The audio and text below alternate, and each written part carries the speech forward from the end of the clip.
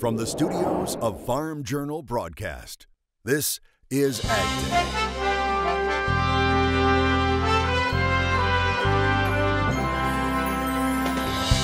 Coming up on AgDay. Ho, ho, ho! What a wonderful night! Grab a cup of hot cocoa because we're going to take you on an old-fashioned Christmas party. Another day brings another purchase by China of U.S. soybeans, and our top story, the Farm Bill. Through fires, floods, and freezing weather, we will always stand with the American farmers. AgDay, brought to you by the Chevy Silverado, the most dependable, longest-lasting full-size pickups on the road. Good morning, I'm Clinton Griffiths. President Trump has taken pen to paper, making the Farm Bill the law of the land.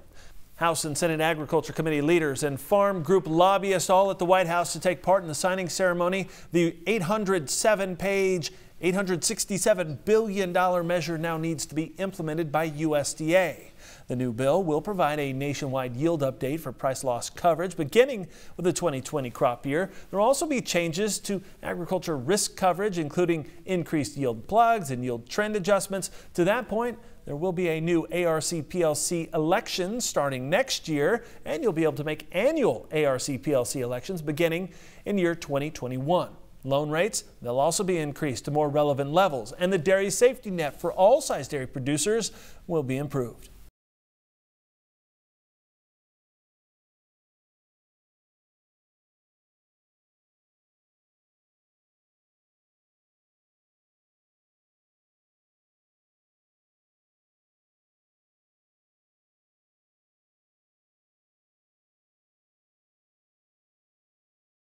Another talked about part of the Farm Bill removes hemp from the list of federally controlled substances. It treats it like a regular crop. The change means an industry already seeing explosive growth is likely to grow more, and we'll be looking into that in the coming months.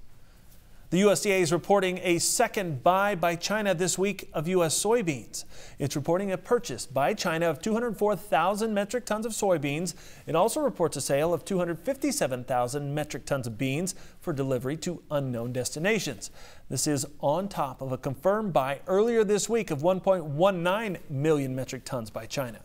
Reuters reporting China may buy more than 2 million more tons of soybeans before Christmas. And those soybean sales are one of the highlights of USDA's latest weekly export sales report. It shows soybeans saw a marketing year high last week, up noticeably from the previous week and the 4-week average. Corn also seeing a marketing year high, up 87% from previous weeks. Increases were reported to Mexico, Japan, Colombia, the Philippines, and Canada. And China is confirming more trade talks with the U.S. are coming. A Ministry of Commerce spokesman confirming Chinese and U.S. envoys will hold talks in January aimed at resolving the tariff battle. He said timing and other details are being worked out. It follows discussions over the phone about intellectual property protections, trade balances, and other issues. President Trump is scheduled to take part in the annual World Economic Forum in Davos, Switzerland in late January. Many believe a meeting between the two sides could take place there. Dave Salmonson, Senior Director for Congressional Relations with the American Farm Bureau Federation, joins us now. And Dave, what's your impression of where we stand in this trade situation with China? Well, one of the things that China had said, as reported, they said they were going to do was to purchase more agricultural commodities, energy from the U.S., other products. So this is hopefully a start on that. And certainly we expect and hope that it happens, that more buying will continue. This is the time of year, of course, where China is usually buying really good quantities of U.S. soybeans.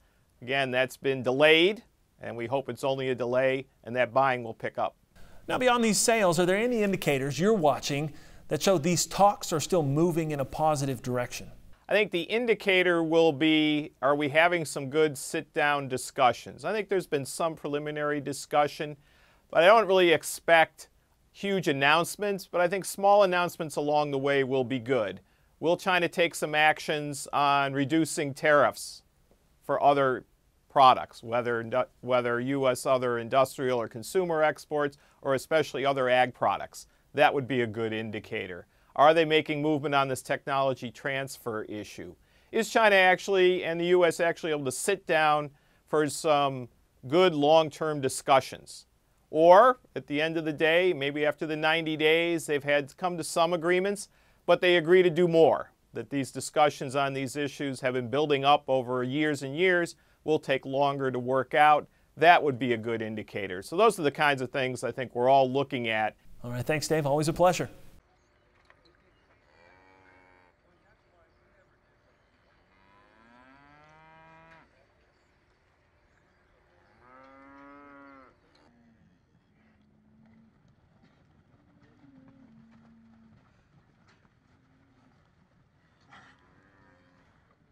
A new rule could have a big impact on how some food is labeled. USDA announcing you'll soon see labels on food products that contain genetically modified ingredients. The changes, coming as soon as 2020, bioengineered ingredients will be labeled in either text, a symbol, or a digital link printed on packaging. Now, under the law, only food that contains modified genetic material will be required to be labeled as bioengineered. Food companies will have the option of providing additional information if they so choose. Also, we have a new look at the rural economy, courtesy the Rural Main Street Index report from Creighton University. It has moved above growth neutral for the 10th time in the past 12 months. The index climbing to 54.2. That's compared with 49.9 in November. 50 equals growth neutral. Creighton University economist Ernie Goss says the surveys over the past several months indicate the regional economy is expanding outside of agriculture. The survey's confidence index slumped to 44.3% from November's 47. And Goss says tariffs, trade tensions, and weak agriculture commodity prices hurt the economic outlook from bank CEOs' perspective. The National Weather Service says a preliminary investigation shows an extremely rare tornado that touched down west of Seattle earlier this week. It was rated as an EF2. That means it's considered to have been a significant tornado, and you can see why. Take a look at the damage here. Estimated peak winds during the tornado were up to 130 miles per hour. The Weather Service surveyed the area and found homes without roofs, trees torn out of the ground, and windows blown out of cars. Amazingly, no injuries were reported. One harvest we continue to watch, cotton harvest. A portion of it still out in fields. In some cases, meteorologist Mike Hoffman has more in today's crop comments. Thanks, Clinton. There's still a lot of work to be done. Dennis Flowers of Sudan, Texas shared this picture with us. He's a cotton division manager with ag producers. He says over 80,000 bales have been ginned so far. He says they hope to finish up by mid-January if the weather cooperates. According to industry officials, up to 15% of the nation's cotton may still be out in the field. And taking a look at the situation as far as the winds are concerned, you can see kind of windy in the east with a couple of systems out that way and the northern Rockies. As we head through the afternoon hours, those same areas continue to be at least breezy. Heading into the day tomorrow, you can see still windy eastern Great Lakes into New England, the far northern plains, and that'll continue to intensify a little bit as we head through the afternoon. Hey, we'll check out your forecast coming up, but first, here's some hometown temps. Keeping track of the shifting market prices has never been so easy. Get the latest commodity prices sent directly to your cell phone with market updates. Just text MARKETS8 to 31313 to get started. Now there are traders who are looking at China's buys of soybeans with optimism. Hear why coming up. And we'll take you to a Christmas celebration that will take you back to your childhood in the country.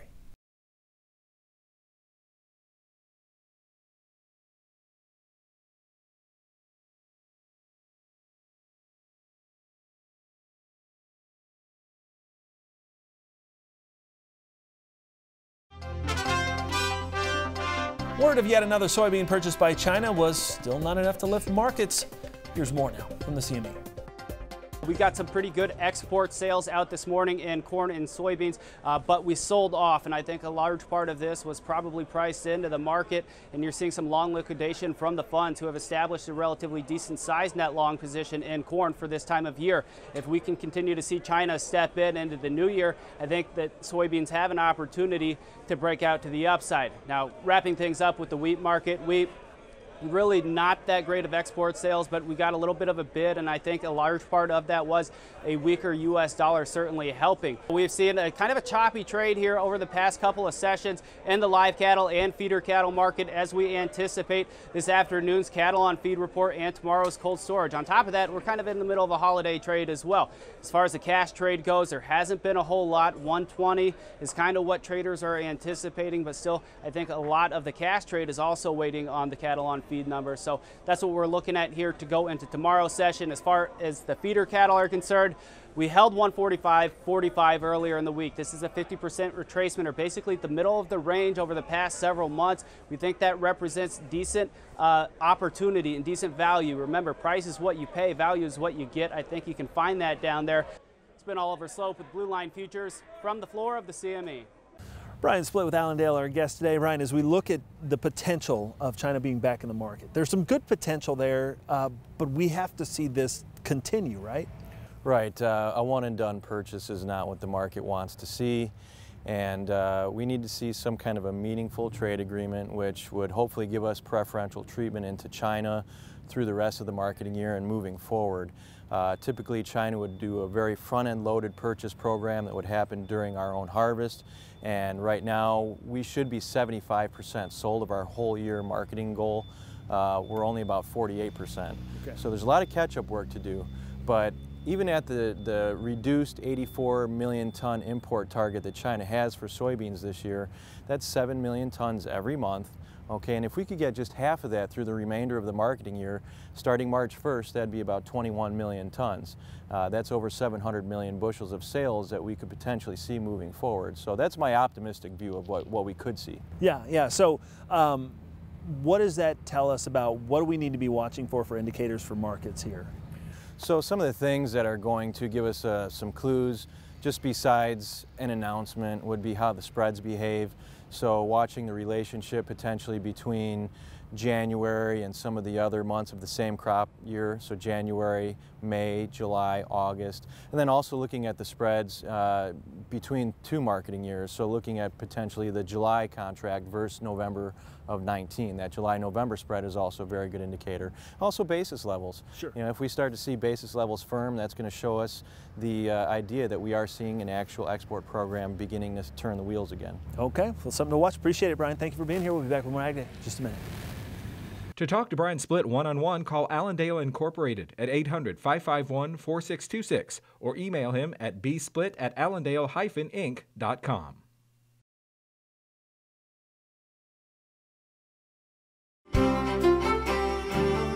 Welcome back to AgDay. Here, meteorologist Mike Hoffman. Mike, as we look at the weather map, it's really each coast that are getting the weather right now, and a lot of wet weather in the Northeast. Yeah, you know, the Southeast has been getting this wet weather really throughout this period, but we're heading into a stormier period as we head through the next week. And that means a lot of you in the middle of the country that have been seeing all the sunshine, probably not going to see as much over the next week or so. We have multiple systems coming into the West Coast.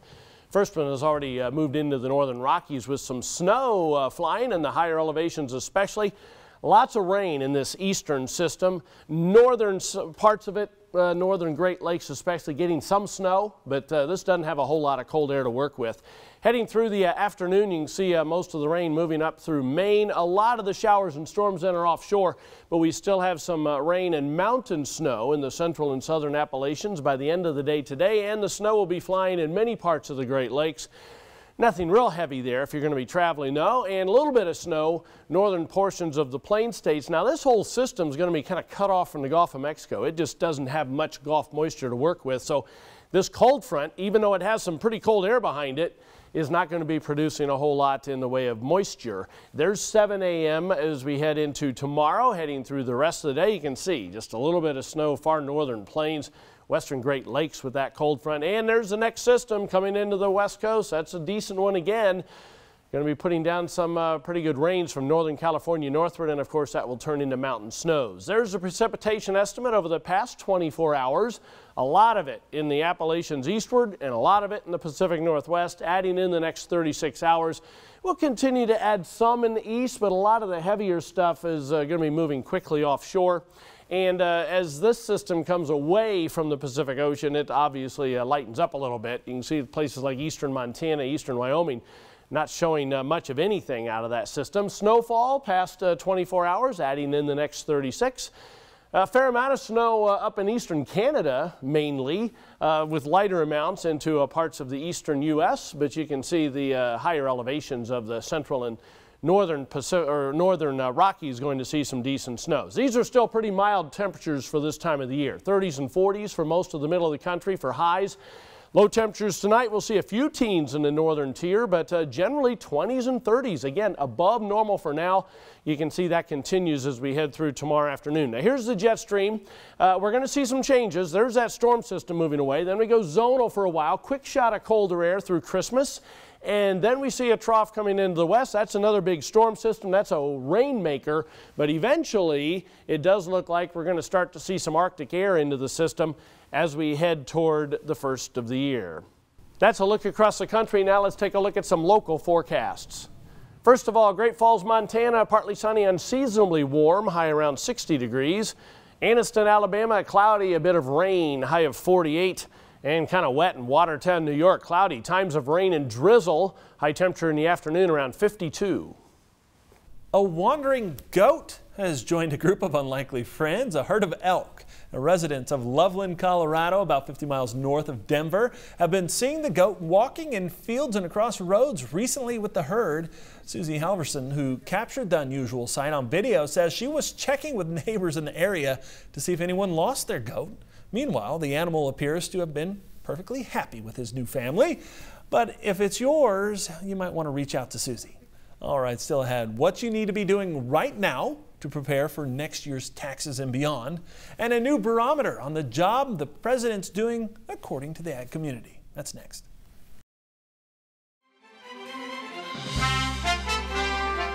A new Farm Journal Pulse poll showing President Trump's approval rating continues to grow among people in ag. The president's approval is at 76% based on nearly 1,200 responses.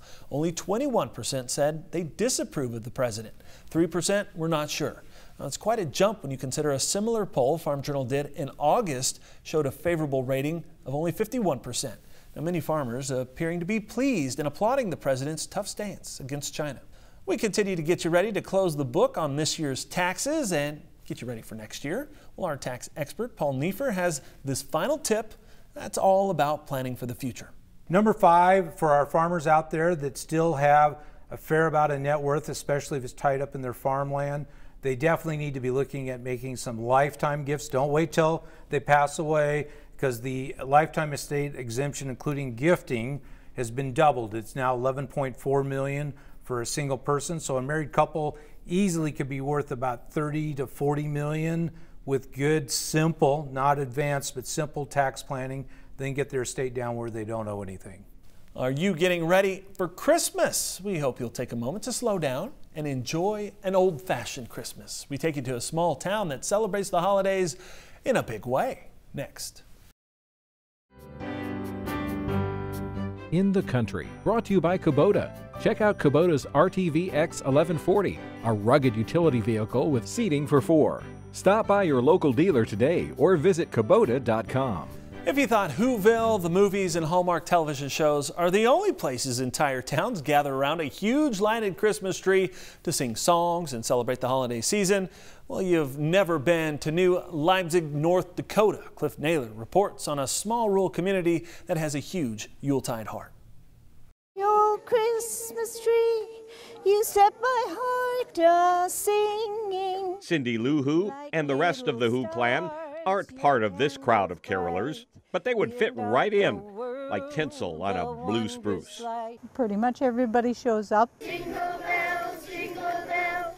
Whoville's classic Ode to Christmas didn't inspire this annual gathering, but the refrain is the same. I love the music and I love the lights of Christmas. Rudolph the red-nosed reindeer. The community chorus is just the first course in an evening of making merry. Small town potlucks are one of the best things around. Welcome. We're sure glad you're here. The food is awesome. I like Grandma's cookie salad. After the last of the casseroles and Coogan are consumed, it's time for bingo. Bingo is a big deal. Yes, there's lots of prizes. We play all night long. A Christmas party wouldn't be complete without a visit from... Ho, ho, ho! What a wonderful night! The evening culminates with children reciting wish lists on Santa's lap. Barbie doll. A Barbie doll, okay. Nostalgic, old-fashioned holiday occurrences like this are becoming less common, but no less meaningful for communities that treasure the reason for the season. I'm Cliff Naylor, reporting for Ag Day. Good stuff. Thanks, Cliff. And that's all the time we have this morning. We're sure glad you tuned in. It's been part of your day with us. From all of us here at Ag Day, I'm Clinton Griffiths. Have a great day.